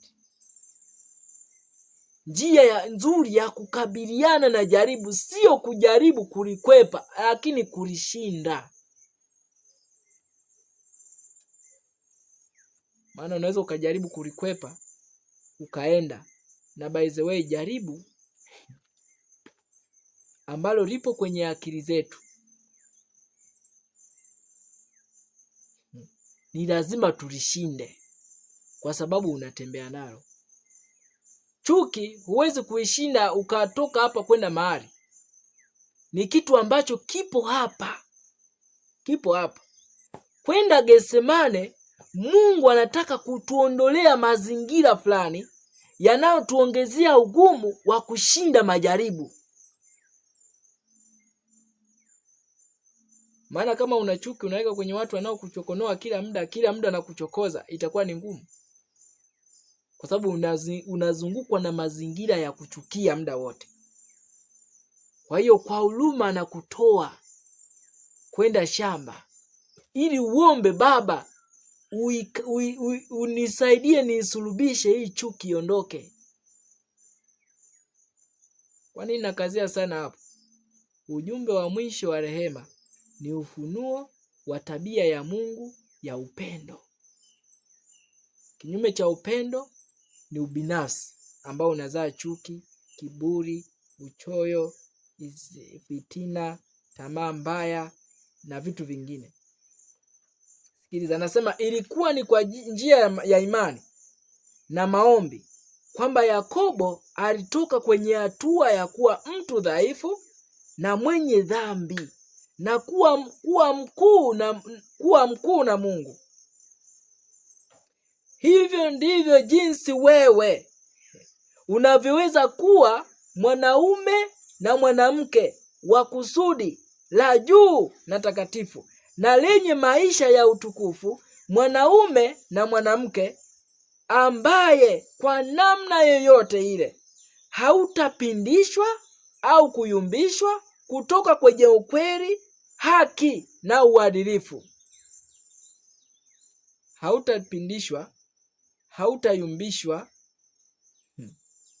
kutoka kwenye ukweli, haki na uadilifu.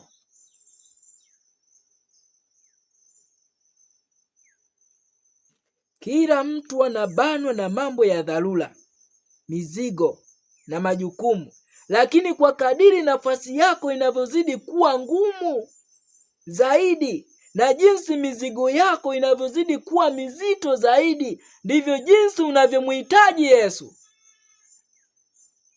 Kwa hiyo kadiri unavyoona kwamba una mzigo mzito, ndivyo unavyopaswa kuongeza. Kama ni juhudi la kuomba, ongeza. Kama ulikuwa unaomba mara moja, omba mara mbili. Ndio maana mjumbe Ellen G. White akitueleza haya, utasoma kwenye sura ya 6 ya Adventist Home inayotuambia Great Decision. Wewe ambaye unawaza kuolewa, unaanza kuoa, Adventist Home sura ya 6, utasoma sura ya 7, sura ya 8, sura ya 9 mpaka 14 hapo. Kwenye sura ya 6 anapoeleza akielezea habari ya Great Decision, anasema kama ulikuwa na desturi ya kuomba mara 2 kwa siku, unapoingia katika wazo la kutaka kuingia katika familia ama uhusiano wa familia, unapaswa kuomba mara 4.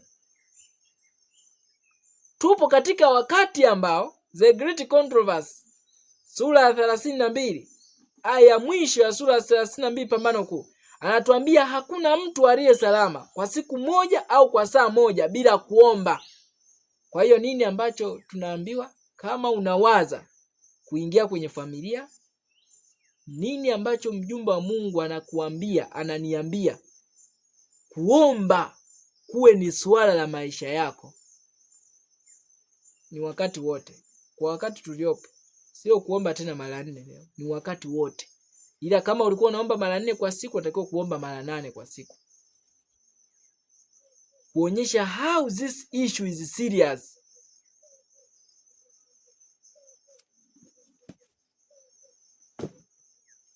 Tunaishi katika kipindi muhimu sana cha historia ya dunia hii. Majaliwa ya watu wengi waliojazana duniani karibu yataamuliwa, ili miisho yetu wenyewe iwe mizuri na wokovu wa watu wengine utegemea hatua tunayoipiga sasa. Tunahitaji kuongozwa na Roho wa kweli. 498 ya pili Pambano Kuu inatuambia maneno haya. Tunahitaji kuongozwa na Roho wa kweli. Kila mfuasi wa Kristo angepaswa kuulizwa kwa bidii kwamba, Bwana, unataka nifanye nini? Unaitaka nifanye nini? Na mimi nitakueleza kitu kimoja cha kufanya. Kama mtu binafsi, Mungu anavyotuita kwenda mashambani ambayo imefunuliwa katika uzoefu wa Getsemane. Nini ambacho tunaitwa kwenda kufanya? Getsemane tunaenda kutafuta nguvu ya kukabiliana na majaribu. Yesu alipopita Getsemane, alienda kutafuta nguvu ya kwenda kushinda msalabani. Na uzoefu ule ndio uliomsaidia kwenda kushinda majaribu yale ambayo yalikuwa mbele yake. Getsemane hatuendi kujificha. Getsemane hatuendi kuikimbia njaa. Hatuendi kutafuta kwa ajili ya kuridhisha tumbo. Getsemane hatuendi kukimbia njaa. Hatuendi kujificha shetani atuone. Tunaenda kutafuta nguvu ya kwenda kukabiliana na mtihani wa mwisho, jaribu la mwisho lililo mbele yetu. Getsemane tunakwenda kujenga tabia, kwenda kukuza tabia ya kuomba. Nimekuja Getsemane kutafuta nini? Nini kilichonisukuma? Nimekuja mashambani. Hilo ni wazo ambalo kila mmoja unatakiwa ujiulize. Niko shambani, nini kilichonileta hapa? Kwa sababu mjini kuna vyakula vya GMO, vyakula shida, kule kila ukinunua kimetiwa sumu, ndio kilichokupeleka Getsemane? Nini kimekutoa mjini kuja shamba? Nini? Kwa sababu tu nimejikuta nimehamishwa kazi, nipo huku maeneo, inabidi tu nilime, ndio nimekulia kwenye kilimo. Nini kimekupeleka Getsemane? Wengi wanadhani swala la jaribu linalokuja litapima tu kama tuna chakula tumejitunzia au hatuna. You are wrong my friend. Kwa sababu kuna watu watakuwa na chakula na watachukia chakula alicho nacho. Hell Writings ukurasa 30:29. Maandiko yao alikurasa 31. Ikionyesha Waadventista wa Sabato watakaoomboleza kwa sababu ya kukosa muhuri wa Mungu. Utachukia chakula. Utachukia chakula. Siji wali, matunda utayachukia. Hayana maana, ni uchafu tu. Lakini kitu cha muhimu ambacho tunakwenda kukitafuta Getsemane ni kutengeneza tabia tunaoambiwa inayoumbwa ndani yetu na Kristo mwenyewe, inayolingana na kielezo chake mwenyewe, kuwa na uzuri kama wa kwake, kuwa na mvuto wa harufu nzuri kama ya kwake. Wakati Yesu akiangalia ndani yako, akiangalia ndani yangu, anataka ajione yeye mwenyewe katika mfano wa maisha yangu, katika hisia zangu, katika maneno yangu. Wapi? Getsemane. Hatuendi kulala. Hatuendi kulala Getsemane. Kwamba kwa sababu nimeacha kazi mjini, nilikuwa naamka saa 10 tu ili bosi anze kunifokea kama mtoto. Hapa niko shamba naamka hata saa 2 ninavyotaka mwenyewe. Getsemane hatukwenda kulala. Hatukwenda kulala. Yesu alikuwa akiamka alfajiri na mapema. Lakini nipo Getsemane, hakuna ibada ya asubuhi. Iwe ni ya kwangu binafsi au na familia, hakuna. Lakini nipo wapi? Shambani. Hujaelewa umeenda kutafuta nini huko. Hujaelewa. Kuna somo tutaliangalia. Kama kawaida ambao tumekuwa tukifanya, masomo ya mwisho yatabeba vitu vingi sana. Na sitalitangaza ila tutaliona. Litabeba vitu vingi sana. Tumekwenda Getsemane kutafuta nini? Ni wakati ambapo kama ambavyo nimewaambia, ni suluhisho gani ambalo tunatakiwa kuifanya ili sisi wenyewe binafsi tuweze kushinda kasoro tulizo nazo za kitabia. Lakini kama familia, nikueleza tu mfano mdogo. Nini ambacho kitatufanya tuwe katika maisha yale ya kicha Mungu? Moja, individual and awakening. Uamsho wa mtu binafsi. Yesu hakusubiri wanafunzi waambatane naye. alianza yeye kwanza.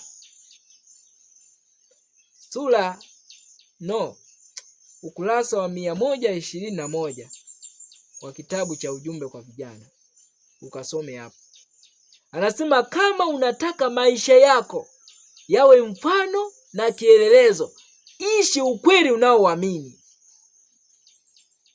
Kwa hiyo kama unaambia watoto tunzeni Sabato, lazima wakuone mama ikifika saa 12 hafanyi kazi nyingine. Baba ikifika saa 12 hafanyi kazi nyingine. Amemaliza kazi zote, amemaliza na kuoga, yupo anaimba. Lakini saa 12 nashika ndoo nakimbia na ndoo bafuni. Umechelewa nini?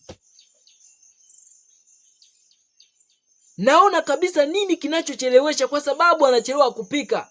Mimi ni mwanaume, ingia jikoni upike. Sema wanachelewa kupika. Wewe uko wapi? Usisubiri. Unaona mama amekaa stori nyingi, chukua sufuria lako, kama ni mkate kanda upike. Na hakuna atakayeokolewa anayedharau kazi hizi. Kama ni mwanaume unaona kwamba eti wanaume wako ndio nakuzuia kupika, sidhani. Yesu akiwa anawaita wanafunzi wake, nataka nikuonyeshe kielelezo. Usiniambie si nimefanya. Yesu akiwaita wanafunzi wake wakiwa ziwani, anaambia njooni. Alienda nani aliandaa kile chakula? Alienda kule. Nani aliandaa? Alafu leo eti mimi mwanaume, kwa sababu tu kabila langu wanaume waingii jikoni, na beba traits za kikabila ambazo zinapingana na neno la Mungu na kanazo. Utavunja Sabato kila siku. Ujumbe kwa vijana tuambia, kama nahitaji kuishi maisha yangu yawe mfano, anza kuishi wewe. Kama ni kuamka ibada ya asubuhi saa 11 iwe saa 10, anza wewe. Alafu uone watu wataiga hawataiga. Kama ni upendo, anza wewe.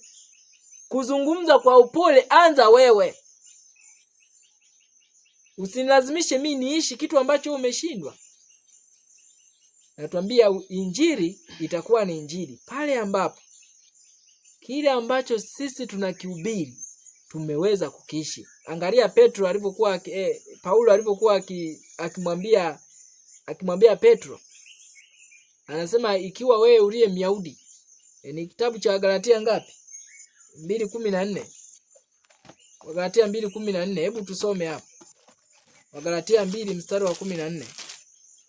Galatia 2 mstari wa 14. Sikiliza.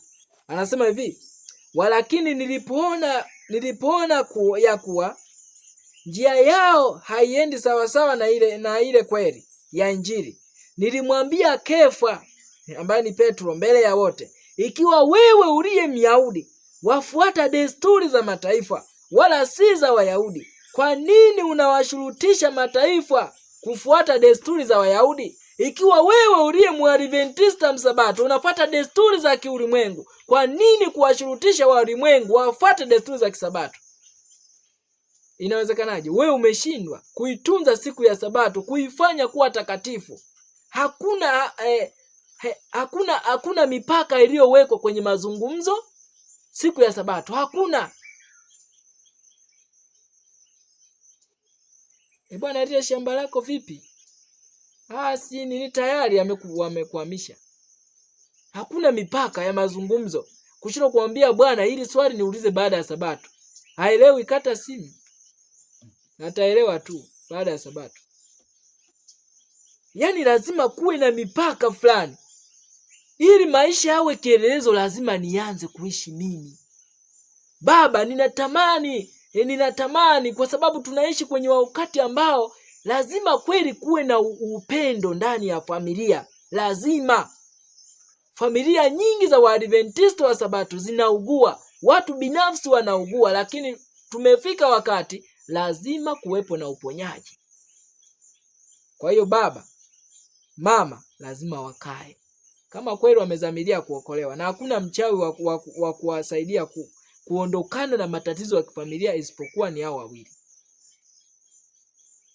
Lazima wakae Tumezamilia kwenda mbinguni? Ndiyo. Nini kinachotufanya tuwe hivi? Ni hiki. Kila mmoja atasema, mkiwa wenyewe. Shahidi ni Kristo na malaika zake. Watu wa pembeni sio sana. Wanaweza akafanya, lakini hebu ashumu ukamtegemea mtu wa kushauri akifa. Haya, mimi nimeoa. Nimeoa binti, namtegemea mama ndo awe tatizo likitokea. Mama, naona huyu kagoma kupika leo. Mmemfundishaje binti yenu? Kuna mambo ya kikafiri haya. Mmemfundishaje binti yenu huku? Anakataa kupika, sasa mimi nafanyaje? Lazima mkae ninyi wenyewe. Kwa nini hutaki kufanya hivi? We kwa kuwa uliamua kubeba mzigo, ingia jikoni upike. Sasa unampigia mama ndo aje kupikia? Ingia jikoni, pika, kula. Hamna dhambi hapo. Hamna dhambi hapo. Kwa hiyo lazima mkae hapo. Haya, mama akifa utampigia nani? Unamtafuta rafiki. Akifa, haya, simu hazipo. Nani utamuomba ushauri hapo? Kwa hiyo lazima mkae ninyi ambao ndio mna shida. Tunahitaji kwenda mbinguni. Shida ni nini?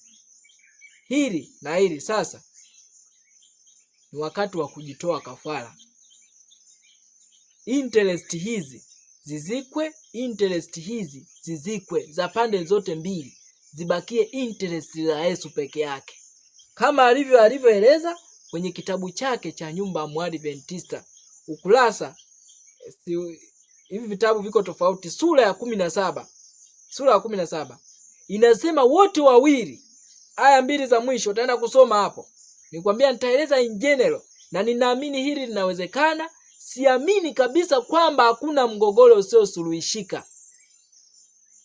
Siamini. Ikiwa wote wawili wamekusudia kuweka vizuri. Lakini kama mmoja hayupo tayari hilo, yule anayedhamiria kuokolewa aliye na Yesu atamsaidia kuokolewa. Ayubu, mfano mzuri wa Ayubu. Mke wake aliamua tu kukimbia baada ya kuona majaribu yamekuwa mengi. Lakini wale ambao kweli wana roho wa Kristo na kutamani kuweka maisha yao kwa Yesu, tunaambiwa ya kwamba Mwokozi wetu mpendwa atatuma msaada mara tu tunapohitaji. Ukurasa wa 523 kitabu cha Pambano Kuu. Sura ya 17 Adventist Home inasema wote wawili ikiwezekana walie kwa sauti kubwa, Bwana mkemee adui wa roho yangu. Lazima mpige magoti pamoja muombe. Bwana mkemee adui wa roho yangu. Sasa katika maisha haya mengi, kwa sababu ya kuharibiwa, mimi nasema ni kuharibiwa kwa tabia ambazo roho ya unabii inasema hereditary tendencies, tabia za kurithi za kikabila. Makabila mengi wanaume huwa wanajiinua juu na kuwa juu ya Kristo. Yaani badala ya kuwa kichwa chini ya Kristo, wanataka kuwa kichwa juu ya Kristo. Kwa hiyo hataki kujishusha. Lakini Waefeso 5 mstari wa 25, 26, 27 itakueleza jukumu la mwanaume. Anatakiwa ajitoe kafara kwa ajili ya mke wake. Ajitoe kafara. Ukikataa kufanya hivi, nothing you can do. Tungeweza kuzungumza mengi sana, lakini tunahitaji kufanya matengenezo ya kweli. Mtu binafsi. Usisubiri mtu aanze. Anza wewe. Anza wewe. Watu wakiona mfano wako, there is power in lifestyle. Watu wakiona mfano wako watafanya tu. Wataiga tu. Kwa hiyo usisubiri mtu aanze yeye. Kama ni mama, anza wewe kuishi maisha yale ya kicha Mungu. Usikubali kushindwa. Kushindwa ni adui huyo na yeye. Yaani hata kama umepambana leo imeshindikana, kesho umeshindikana, kesho kutwa, omba kila siku. Hakuna kushindwa. Katika Kristo hakuna kupotea, hakuna kushindwa, hakuna kisichowezekana. Ninayaweza mambo yote katika yeye anitiaye nguvu. Kadiri unavyoomba kila siku na kumsihi Mungu kila siku kwa ajili ya kitu kimoja, ndivyo Mungu anavyokusogeza karibu. Utakaposhinda hutakirudia tena. Kwa hiyo kijana, kila siku, Bwana nisaidie, niache na kuangalia mavideo haya ya ngono, nisaidie na angalia mamovie, nisaidie. Lakini unarudi tena unaingia YouTube unakuta mavideo hayo wamewekewa tena. Unaanza kuangalia. Movie hizo zimewekwa tena, unaanza kuangalia. Anza kulia na Yesu kila siku, Bwana sitaki kuangalia hizo movie. Kama ikishindikana vunja hata simu. It is time for self-sacrifice. Tusimame tuimbe, kisha tuombe. Hiyo ni sehemu ya 6.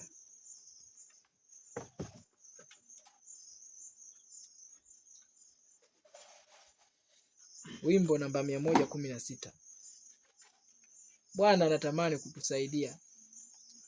Hakuna msaada ambao tunahitaji ambao Mungu hayupo tayari kuutoa.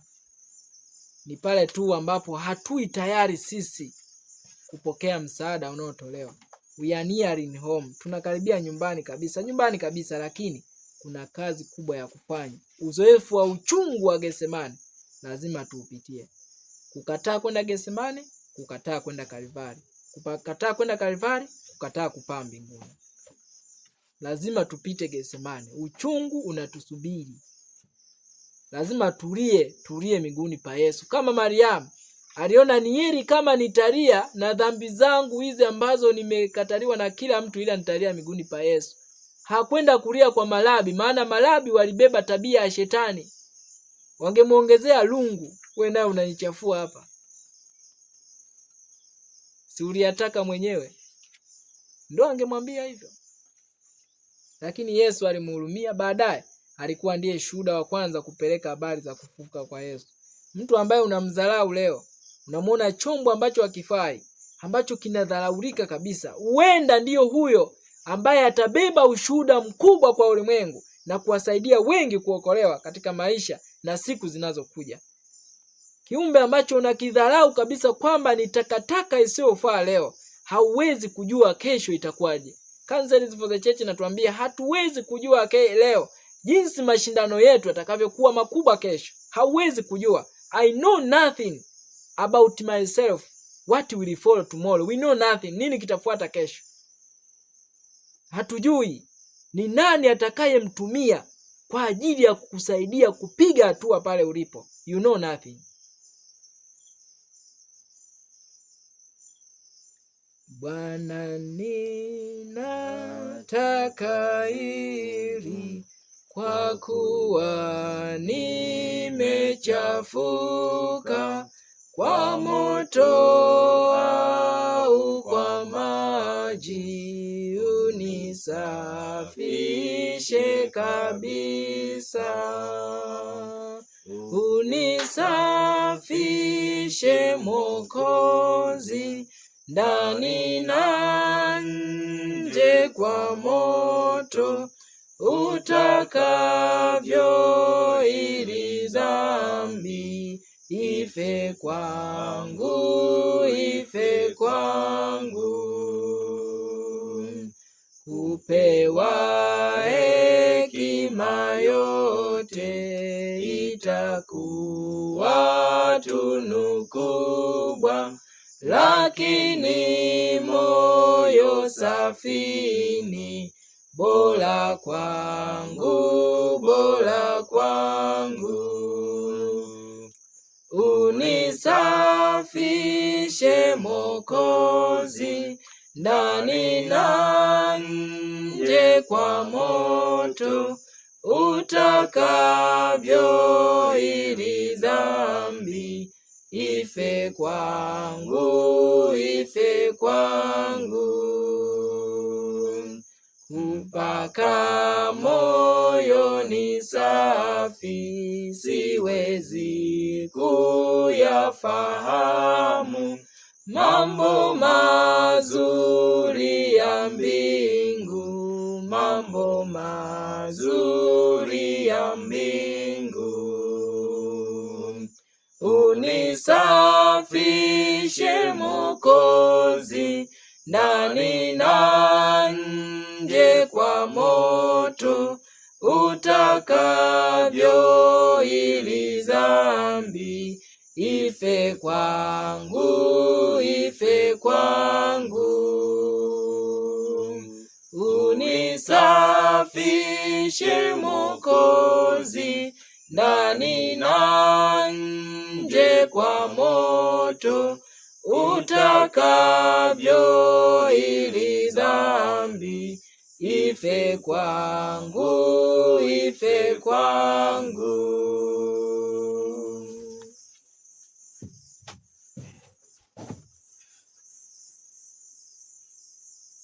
Baba yetu mwema, Baba mtakatifu, Baba uketie juu mbinguni, tunasema asante kwa nafasi hii ya upendeleo, nafasi hii ya thamani, nafasi hii ya pekee sana ambayo umetupatia kuyasikia tena maneno yako, kuisikia tena sauti yako. Asante Baba kwa kuwa umezidi kudhihirisha kila siku kwamba unatupenda, nawe unatamani tuokolewe. Tunalisifu na kulitukuza jina lako. Baba, tunahitaji kushuhudia uamsho wa kweli miongoni mwa watoto wako, uamsho ule wa pekee kila mtu binafsi, lakini uamsho wa pekee ndani ya familia zetu, kuona tabia yako, kuona sura yako ikidhihirika ndani ya kila mtoto wako anayeitwa kwa jina lako. Tusaidie kuwa na bidii. Umetuleta Gethsemane, unatuita Gethsemane kupitia uzoefu wetu utakao tuandaa kuwa imara na kusimama imara katika mapambano ya mwisho yaliyo mbele yetu, yanayoujia ulimwengu huu kumjaribu kila mmoja wetu. Asante kwa sababu kila msaada tunaohitaji kwa ajili yetu kushinda utautoa, na asante kwa nguvu ya pekee ambayo nazidi kuimwaga ndani ya watoto wako ambao kwa imani wanajitoa mbele zako kwa ajili ya kusikia masomo haya. Tusaidie kupata ushindi dhidi ya kila dhambi zile zilizomo ndani yetu, zote ambazo zinatufanya tutengwe nawe. Tusaidie Baba tukaweze kushinda. Asiwepo mtoto wako atakayeamini kwamba hawezi kushinda majaribu na dhambi zinazomsumbua katika maisha yake. Tusaidie daima kuwa na imani iliyo hai, tukiushikilia mkono wako wa msaada, ili Baba tukaweze kushinda. Zisaidie familia zinazotamani kuishi kwa umoja, kwa upendo. Wasaidie kwa kadiri watakavyoruhusu utende kazi ndani ya mioyo yao wenyewe yenye shida, wakaweze kuishi kulingana na mapenzi yako. Neema yako yatosha. Asante kwa kuwa utakuwa nasi katika nafasi nyingine tena utakapotupatia kuweza kukutana na kujifunza kweli hizi muhimu kwa ajili ya wakati huu. Ndilo ombi letu tuliombalo kupitia jina la Bwana na Mwokozi wetu Yesu Kristo, tunaomba na kushukuru. Amen. Imani ya baba zetu inaishi ndani yetu, walipita kwenye moto, hata hivyo walisimama. Imani ya baba zetu inaishi ndani yetu,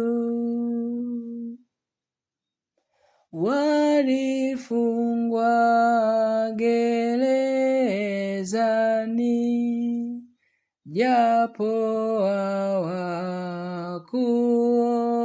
hawakuogopa. Itakuwaje na sisi tukifata njia ya